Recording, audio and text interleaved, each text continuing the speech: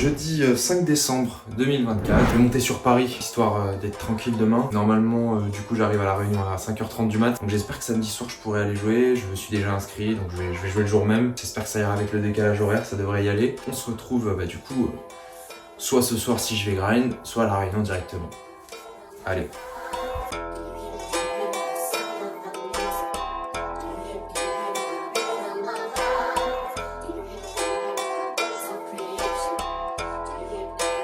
Depo on the beat.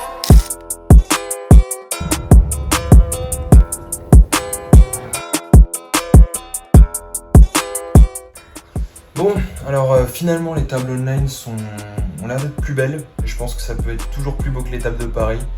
Donc finalement je vais grind à l'hôtel tranquille et puis on se retrouve à La Réunion pour grind les tables de live.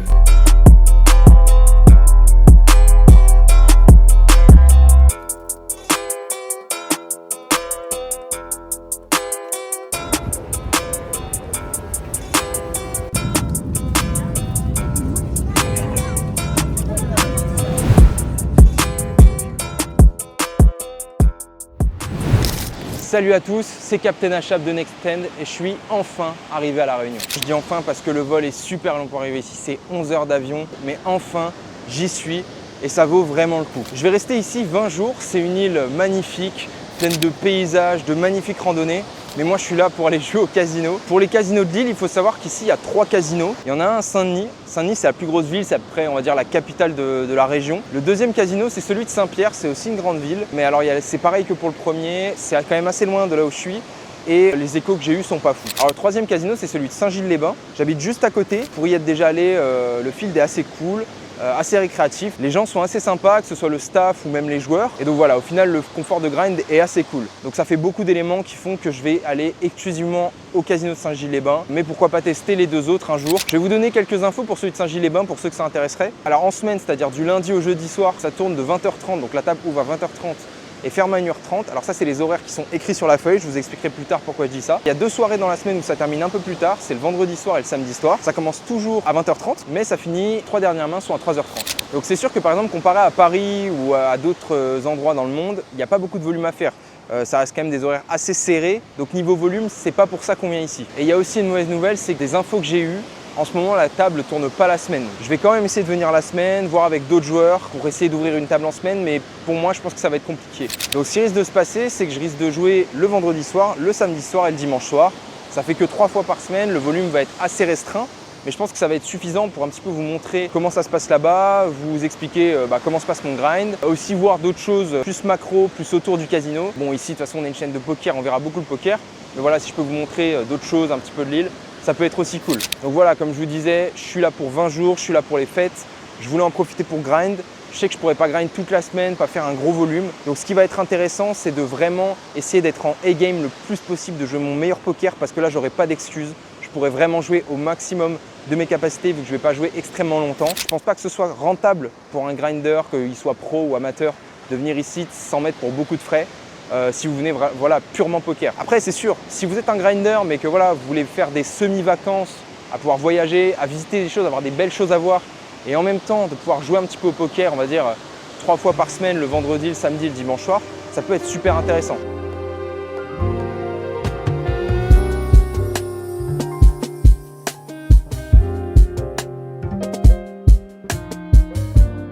On arrive enfin à la table de poker à Saint-Gilles-les-Bains. J'arrive un peu en retard, donc la première table est full. Avec 4 autres joueurs, on décide de demander pour ouvrir une deuxième table et le floor accepte. Donc là, je dépose 1000 € et on joue sur les blindes 2 €, 4 €. Je découvre As-7 de trèfle au bouton et il y a UTG Hijack qui ont décidé de payer. Je décide d'isoler à 28. Mon sizing standard open c'est 20. Et donc mon sizing d'ISO c'est mon sizing d'open plus les imps, donc 28. C'est des sizings qui peuvent bien sûr évoluer en fonction de la dynamique de la table, mais vu que la table vient d'ouvrir, j'ai aucune raison de le changer, donc je fais mon sizing standard. La SB qui était assez short décide d'all-in pour 62 €. De toute façon que les autres joueurs complètent ou pas, je vais compléter. Il se trouve que Big Blind complète et UTG complète également, donc ici j'ai 2 choix. Soit je décide de payer, de compléter, soit je fais tapis, parce que les ranges de BB et UTG sont quand même assez capés. Le problème c'est que UTG est vraiment short, il lui reste même pas 200 derrière, donc j'estime que je vais pas avoir assez d'effets, donc je préfère prendre l'option la plus certaine qui est juste de compléter. Donc on va se retrouver à 4 joueurs, dont un qui va être à tapis. Ce qu'il faut savoir dans ce genre de situation, c'est qu'on ne peut pas bluffer ce pot. Pourquoi? Parce qu'il y a déjà un joueur qui est à tapis. Donc dans tous les cas, même si on bluffe les autres joueurs, on va se retrouver et on va devoir aller au showdown contre une personne. Donc j'ai l'impression que dans ce genre de board, il faut beaucoup moins bluffer. On arrive sur un board qui est assez favorable, on a une top pair, mais ici notre top pair est quand même très faible, il va falloir rester prudent. Les joueurs ont des ranges de limp call assez strong dans ce genre de spot, il y a très peu de 6, mais il y a des As-X supérieurs et je suis pas sûr qu'il y ait des As-X inférieurs dans la range de call. Cependant, il y a BBUTG qui décide de check, ce qui me rassure quand même quant à la force de ma main, parce que j'estime qu'ils auraient quand même donc souvent leur meilleure main. En prenant tout ça en compte, j'estime quand même que j'ai pas assez de value sur les ranges adverses, donc je vais décider de prendre l'option que j'estime être la plus certaine, c'est de checker. On arrive sur un 3 de carreau à la turn qui peut faire assez peur, il y a des flushs dans les ranges adverses. Mais une fois que la big blind UTGG décide de check, je suis quand même assez confiant de ma main. J'estime que les meilleurs as vont être misés chez les adversaires. S'ils avaient décidé de slow play avec des mains comme As-Dame, As-Valet, ça va miser. Donc ici, je décide de miser assez petit pour value quand même la plus grosse partie des ranges adverses qui pour moi sont des PP et des très low As-X qui vont checker ici. Donc As-2, As-3, As-4, As-5 suit. On va aussi scut parfois contre As-8, As-9, mais pour moi c'est tout, As-8, As-9 et As-10 suit. Ce qui représente quand même peu de combos par rapport à tout ce qu'on value. Encore une fois, par rapport au pot, c'est sûr que je décide de faire pas très cher, mais il faut quand même se référer à la mise en soi, dans le sens où ici les joueurs vont pas regarder par rapport à la taille de pot, ils vont voir que c'est une mise de 70 €. Je veux vraiment m'assurer que toutes les PP payent et que tous les plus low As-X payent également. Donc je fais un sizing très petit d'un carpot.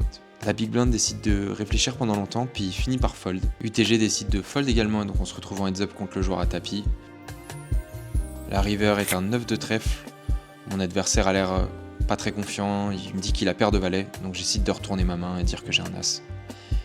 Et je remporte ce pot à 250 € avec As-7 suit.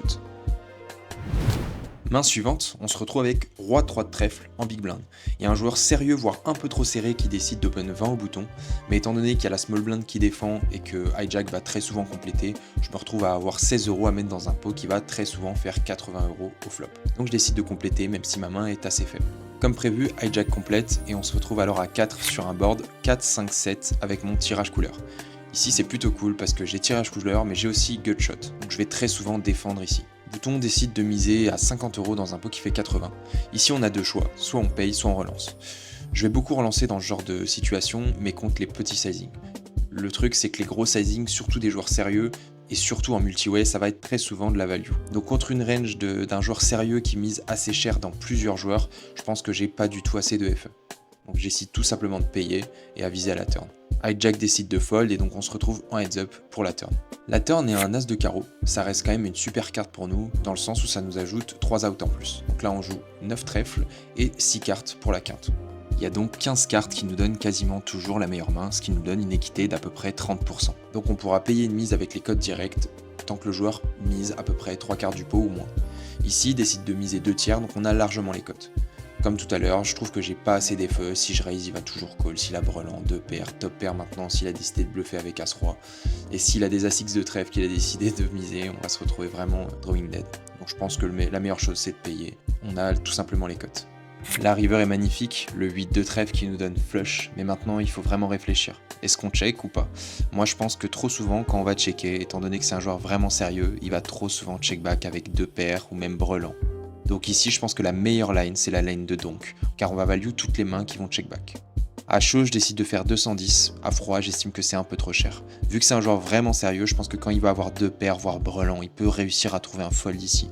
Donc un sizing un petit peu moins cher, comme 150, 140, pourrait vraiment être optimal ici. C'est vraiment une question de profiling. Si c'était un gros fiche, j'aurais fait beaucoup plus cher. Mais ici, vu que c'est un joueur très sérieux qui va beaucoup fold, je pense que faire moins cher est mieux.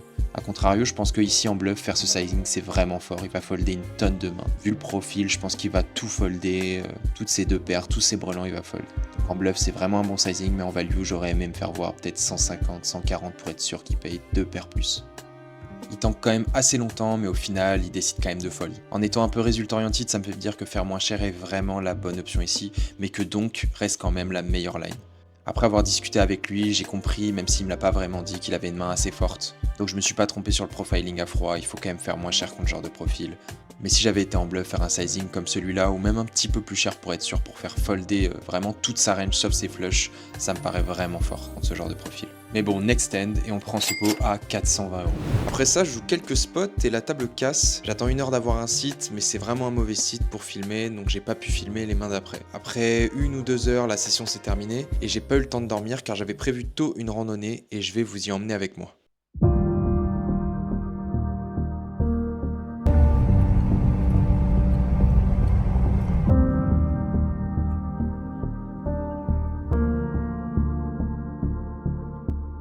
Bon, je sors d'une session et du coup j'ai même pas dormi et je suis venu direct pour faire une randonnée. Ça s'appelle Vert Bouteille, franchement c'est magnifique, c'est incroyable. Même pas besoin de marcher trop longtemps, il y a déjà une vue de fou. Là vous voyez un petit peu derrière moi, de toute façon je vais montrer un petit peu des extraits. Donc voilà, la session s'est plutôt bien passée. Elle s'est finie vers 3h du mat, donc j'ai joué 5-6 heures quand même. C'est quand même beaucoup mieux de faire ce genre de randonnée super tôt. Comme ça on est bien tranquille et il y a le ciel qui est bien dégagé. Donc nuit blanche, mais franchement ça vaut le coup. Il n'y a pas beaucoup de volume à faire aux tables, donc j'en profite pour visiter des choses et puis franchement c'est magnifique. Donc voilà, je vous mets 2-3 vidéos comme ça, vous pouvez un peu profiter. Copain.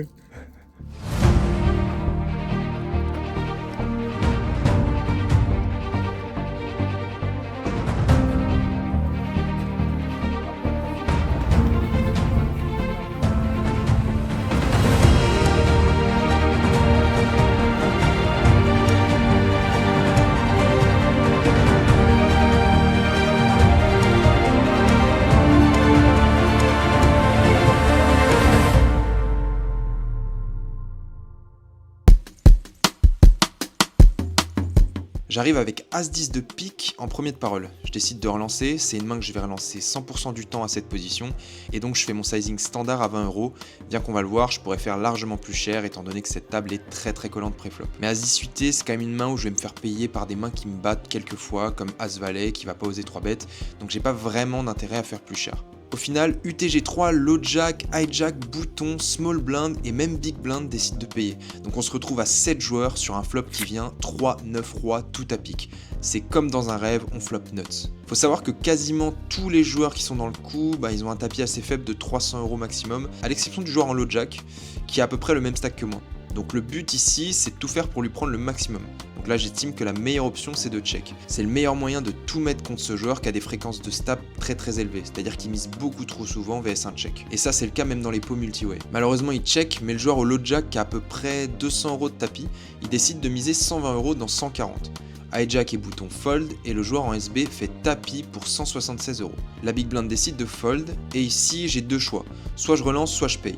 Évidemment, je vais décider de payer. Le but, c'est que le joueur à ma gauche soit tenté de payer avec des mains marginales, parce qu'il n'aurait pas grand chose à mettre dans un pot qui sera quand même relativement gros. Des mains comme des tirages couleurs, des top pairs, des 2 paires, qu'il n'aurait pas misé de lui-même. Si je fais tapis ou si je relance, je vais lui donner une décision bien trop simple avec ce type de main. La deuxième erreur ici qu'il faut surtout pas commettre, c'est de payer trop rapidement. Le but, c'est de brouiller les pistes quant à la force de notre main, de pas payer trop vite pour pas dire au joueur à ma gauche que j'ai une décision très simple, ce qui peut le pousser à un peu plus payer des mains marginales. Car j'aurais pris mon temps si j'avais un tirage couleur, une grosse paire ou même 2 paires. Donc même avec nuts, je vais aussi prendre mon temps. Malheureusement, le joueur à ma gauche décide de fold et le joueur qui avait mis 120 € se met à prendre son temps avant de payer alors qu'il lui reste quelque chose comme 70 € à mettre dans un pot qui va faire à peu près 670 €. Mais il a raison, prendre son temps pour chaque décision, c'est le meilleur moyen de faire le moins d'erreurs possible à ce jeu. Au final, il décide de payer. Ici, en théorie, c'est pas vraiment à moi de montrer ma main en premier, mais j'estime que quand on a nuts, le mieux c'est de montrer, par respect, pour pas énerver les autres joueurs. Le joueur à droite me dit que s'il veut gagner, il faut qu'il fasse runner quinte flush, donc ça a l'air plutôt bien parti. La turn est une dame de trèfle et la river un 2 de cœur. On a toujours nuts et on remporte ce pot à 670 €. Après ça, je joue quelques coups, mais pas très intéressants, et au final, la table finit par casser, et on se retrouve le lendemain. Je découvre une belle paire de 10 en small blind, et il y a UTG et Cutoff qui ont décidé de payer, et moi je décide d'isoler à 24 €. À froid, je trouve que c'est vraiment pas assez cher, je suis hors de position. Ici, j'aurais bien aimé me voir faire au moins 30 €, surtout que la table est vraiment CS. Et là, il y a UTG qui décide de l'impraise à 102 €. C'est un profil que je connais très bien, j'ai beaucoup de notes sur le profil, et je sais qu'ici, quand il impraise, il a quasiment que des boosts, que des mauvaises mains, il peut faire ça avec 6 et 2 off, avec des as 6 off, avec tout et n'importe quoi. Et ma main, ici, il y a deux choix, soit on fait tapis pour deny, soit on call, soit on 4-bet. Moi je vais décider de call, parce que je sais que sa range est extrêmement faible et qu'il peut faire des folies, et je sais que je vais avoir une très bonne lecture de range sur lui post-flop. Et donc je paye et on se retrouve à 2 sur un flop dame 3 as rainbow dans un pot qui fait 208 €. Je décide de checker et il décide de check back. Pour moi, c'est un joueur qui joue assez face-up, il va jouer la force de sa main, de temps en temps il va chauffer à faire un bluff, mais ça va être sur des gros sizing et ça va souvent être au flop. Je sais que c'est un joueur qui peut être assez tricky, qui peut check des grosses mains, même si ici il en a pas énormément, je vais quand même rester assez méfiant et essayer d'aller au showdown tranquillement. Donc la turn vient un roi de cœur, ça me donne gut shot, mais ça reste quand même une mauvaise carte pour moi. Avec ma main je pourrais bluff, mais c'est un profil qui est quand même assez CS, donc je préfère check pour aller au showdown tranquillement. Il décide pas de check, il décide de miser 44 € dans 208, c'est vraiment un petit sizing, et vu le profil, je veux vraiment le prendre premier degré, donc pour moi c'est une range qui est vraiment assez faible, soit des rois X, soit des low A6. Alors je décide de prendre le spot de bluff et de raise à 200 €. C'est un gros sizing, mais c'est pour être quasi sûr de faire fold tout le temps une dame, un roi ou un low A6. Je décide de raise cher parce que pour moi sur ce size il va fold toute sa range de medium value et sa range forte comme les bonnes top pairs et les deux paires vont pas fold river. Donc je veux m'assurer de faire fold sa medium range à la turn dans le plan de pas bet en bluff river. Malheureusement il décide de call et la river vient un 2 de trèfle. Comme prévu je prends pas le spot de bluff, j'estime qu'ici sa range elle est trop strong et que s'il avait des mains faibles à fold il les aurait fold à la turn. Je décide de check et il check back, on retourne notre main et il retourne à 7 off. Donc comme prévu pré-flop, il avait une bouse, mais j'ai surestimé la capacité du profil à fold à la turn vs un raise. Pour moi, c'était une main qu'il allait fold quasi 100% du temps. Et donc on perd ce pot à 608 €. Main suivante, je suis en big blind et je découvre une belle paire de 10. Il y a UTG1, hijack et cutoff qui ont limp. Et je décide d'isoler à 30 €. UTG1 et hijack décident de payer, et là, il y a le cutoff qui décide de faire tapis pour 264 €. Et donc là, j'ai une décision, et je vais bien prendre le temps de vous l'expliquer. Les joueurs à la gauche qui ont payé, je vois ça comme de l'argent mort. Donc là, j'ai 234 € à rajouter dans un pot qui va faire 590 € avant le rec. Donc, comme vous pouvez le voir, il me faut 39,7% d'équité minimum pour rendre le call profitable. Mais il ne faut pas oublier le rec dans notre calcul. En France, il est très élevé, il est de 4% no cap, c'est-à-dire qu'il n'a pas de maximum de prélèvement. Donc comme vous pouvez le voir, on passe de 39,7% à 41,3% d'équité minimum à avoir pour rendre le call profitable. La différence paraît pas si énorme, mais sur le long terme, c'est essentiel de le savoir afin d'être plus tight, plus le rec est élevé. Maintenant, il faut que j'estime la range du joueur. En étant très pessimiste, avec 2 valets plus et As-Roi, on a seulement 34% d'équité, donc on n'est pas bon. Mais en étant réaliste, étant donné que les ranges de limp raise sont plus faibles en late pose, je donne plutôt la range suivante à mon adversaire. Ce qui me donne 47% d'équité, ce qui est largement suffisant pour call. Et en étant optimiste et en prenant en compte que le joueur n'avait pas peur de mettre l'argent au milieu, on obtient alors autour de 54% d'équité. Et donc à froid, on se rend compte que c'est un call car les scénarios les plus probables nous donnent assez d'équité. Évidemment à chaud, j'ai pas fait tous ces calculs, mais j'ai calculé ma cote et estimé la range de mon adversaire. Et donc, j'ai décidé de payer. Ou plutôt, j'ai décidé de faire tapis pour être sûr que les joueurs à gauche couchent leurs mains. Malheureusement, ils retournent 2 beaux as, ce qui était possible dans nos 3 scénarios, et on se retrouve avec seulement 19% de chance de gagner le coup. Le flop vient 3-3-8, c'est pas bon pour nous. La turn, un valet de trèfle, et la river.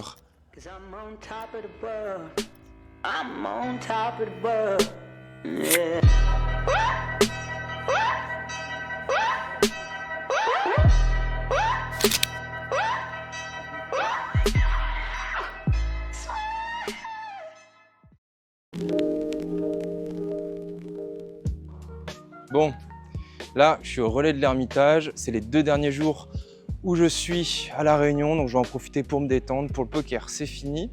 Donc voilà, vous avez vu les résultats, vous avez vu combien d'heures j'ai joué. J'ai pas pu jouer énormément, mais voilà, j'ai fait le maximum avec le volume qui était possible de faire. Et donc c'est fini pour ce vlog poker sur l'île de la Réunion. Si vous avez aimé, n'hésitez pas à liker et à commenter la vidéo pour nous donner de la force et surtout à vous abonner parce qu'avec Lucas on vous prépare une tonne de nouveaux contenus et les prochains vlogs arrivent bientôt. C'était Achab et on se dit à bientôt pour une prochaine vidéo.